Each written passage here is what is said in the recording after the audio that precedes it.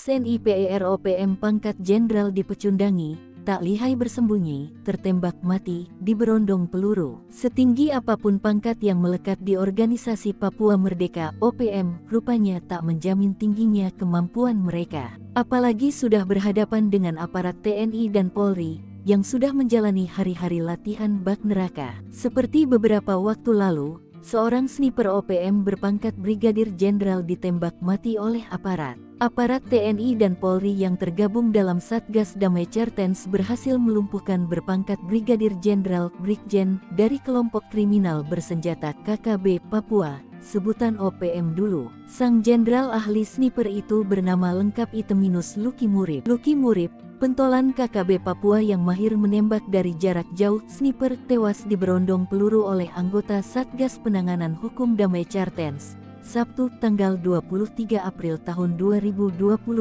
lalu. Selain jago menembak dari jarak jauh, Luki Murib juga merupakan Panglima Lapangan Kodap 3 Kampung Ondugura.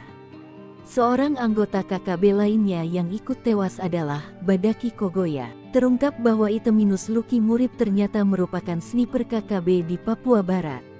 Belum diketahui siapa saja yang menjadi korban kebiadaban Luki Murib. Menurut Kepala Operasional Damai Cartens saat itu, Muhammad Firman, Luki Murib ditembak saat terjadi kontak senjata antara pasukan operasi Damai Cartens dengan anggota KKB Papua di area Jembatan Ilame, Kampung Erogama, Distrik Omukia, Puncak, Papua. Benar, adanya laporan yang kami terima ada kontak senjata pada Sabtu sekitar pukul 4.58 waktu Indonesia Timur dan ketika lidik terhadap pelaku pembakaran rumah warga, ujar Firman, Senin tanggal 25 April tahun 2022.